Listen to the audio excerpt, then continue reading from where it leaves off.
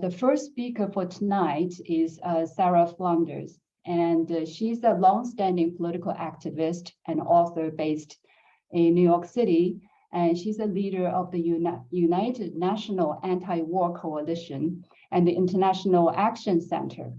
And she is the author of numerous books, including Capitalism on a Ventilator, The Impact of COVID-19 in China, the US.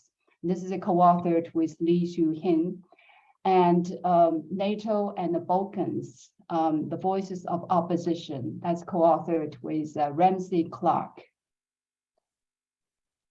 And I think, Sara, you have a new book coming up, is that right? That's right.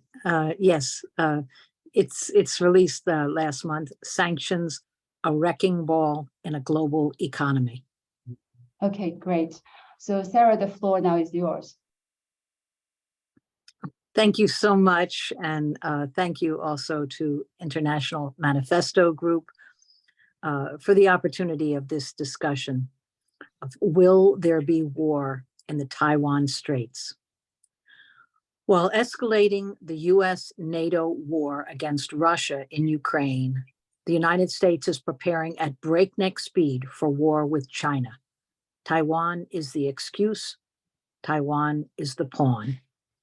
US strategy is to expand NATO to China's periphery, create an Asian version of NATO to block, disrupt economic cooperation in Asia.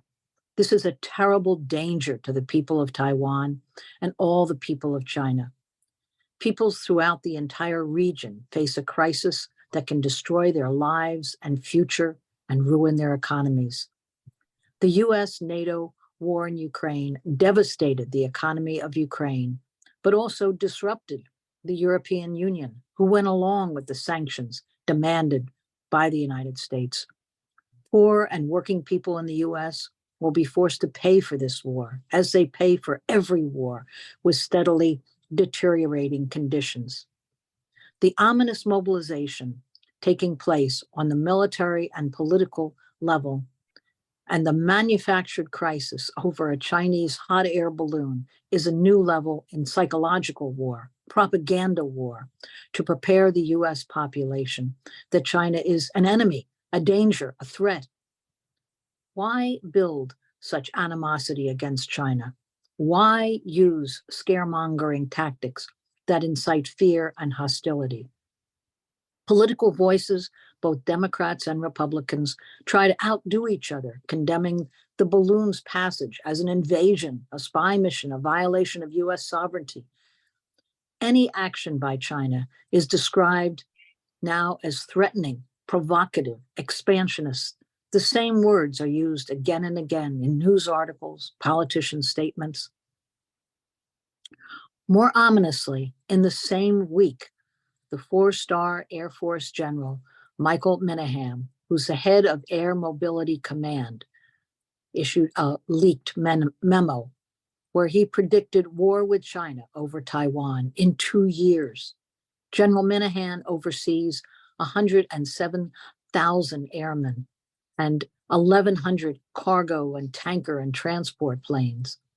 This leaked memo is preparations for war in 2025, includes training, drills, and specific orders.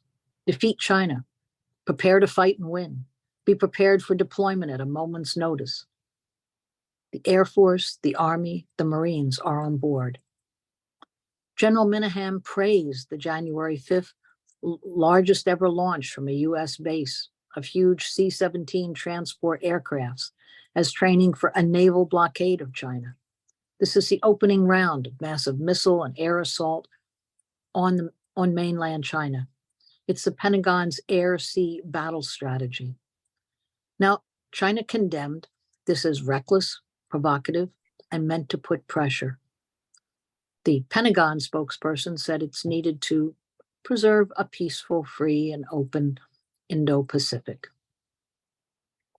Military preparations against China include US pressure for Japan to double its military budget, to become the third largest military in the world, in violation of the Japanese Constitution. The new agreement, announced February 2nd, grants U.S. military access to 9 bases in the Philippines to counter China. Foreign bases are a direct violation of the Philippine Constitution. In 1992, a massive people's movement forced the U.S. to close its bases in the Philippines. Now there's 9 new bases. There's been lots of balloon coverage, but no coverage of U.S. threats to China. What's not covered? In any of the U.S. corporate media, the daily U.S. measures to openly threaten China. While one air balloon is considered an invasion, the impact of U.S. aircraft carriers, battle groups with destroyers, fighter jets, nuclear submarines in China's territorial waters is not covered. The U.S. Pacific Fleet consists of 200 ships, submarines, 1,200 aircraft, more than 130,000 sailors and civilians. No coverage. The U.S. regularly sends naval patrols and destroyers through the 180-kilometer wide Taiwan Straits. This is a provocation and an arrogant display of U.S. military power. So how do we view this? Most important is to assert again and again, China is one. China has not threatened Taiwan. China has only asserted what is recognized by the US and 180 other countries, and by the United Nations, and by all international bodies, that Taiwan is part of China. Now, there are daily announcements and coverage in the US media here that China is planning to invade Taiwan. There's no such plan. In the drive to find an excuse for war, the US government is reversing a position signed and agreed to more than 50 years ago. Washington is openly violating 3 different signed agreements, joint communiques it made with China in 1972, 1979, 1982, affirming that China is one country and Taiwan is a province of China. These commitments were the political foundation of China's diplomatic relations with the United States and with every country. So it's the US who's broken its promises to not interrupt China's efforts to reunify the island peacefully. China has spent decades developing its economic relations with Taiwan. The trade between the island of Taiwan and mainland China has grown, along with political and cultural relations. But the Pentagon is turning Taiwan into a porcupine, bristling with billions of military equipment. Another $10 billion was just promised. This is why we say Taiwan is a US pawn. There's more than 30 draft bills and resolutions in the US Congress related to Taiwan before the US midterm elections. And they all had one thing in common: to shore up support for Taiwan and to present Taiwan as an independent entity. These congressional bills are promoted by the Washington-based Formosa Association for Public Affairs. And the bills have names such as the Taiwan Invasion Prevention Act, the Armed Taiwan Act, the Taiwan Peace Through Strength Act, and so on. So what's really behind? What is driving this growing hostility and war preparation? It's because China is surpassing the US in GDP and the development of its economy. Today, nearly 2/3 of countries trade more with China than with the United States or any other country. China's growing trade with other countries poses a threat and a challenge to US hegemony.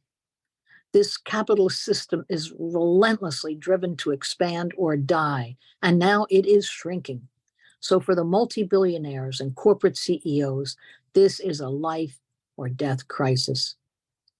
The ability of China to provide trillions of dollars in development funds means that now developing, formerly colonized countries can have more favorable trade relations without the IMF and World Bank's onerous conditions. This is a threat to every U.S. bank and U.S.-controlled financial institution. Even more dangerous to U.S. power is that China is developing trade relations with countries sanctioned by the United States. And they're doing this by barter and direct currency exchanges. This goes around the almighty, all-powerful U.S. dollar. Today, China and a growing number of countries are in an increasingly stronger position to resist U.S. unequal demands. Countries with 3/4 of the world population refuse to go along with the sanctions on Russia and with a whole array of sanctions. There's sanctions on more than 40 countries. These countries are meeting, strategizing together increasingly. While U.S. strategy is sabotage Taiwan and its trade with China by imposing sanctions and finding an excuse to impose those sanctions. The U.S. is provoking conflict to retain hegemony. This desperate imperialist strategy to reverse their declining global position will disrupt the global economy. Presently, Taiwan's trade with China is far bigger than its trade with the United States. Mainland China and Hong Kong account for 42% of Taiwan's exports last year, while the US had only a 15% share. For Taiwan's imports, mainland China and Hong Kong again ranked first with 22% share. The US had only a 10% share, ranking behind Japan, Europe, and Southeast Asia. This is true throughout the region. Actually, South Korea and Japan have greater trade with China than with the US. So the problem for US imperialists is how to reverse this, how to force countries in the Asia Pacific to act against their own economic interests. The US-NATO war in Ukraine was a strategy to impose sanctions on Russia and break the European Union's trade with Russia. 1 year ago, the EU trade with Russia was 10 times the size of EU trade with the US. Sanctions broke that. War in Ukraine has not defeated Russia, but the economies of Europe have suffered greatly. Inflation, recession, supply chain chaos, due to sanctions that has harshly cut into their own market. So US threats and demands to sanction China will also severely damage the economies of Taiwan, Japan, South Korea, and the Philippines.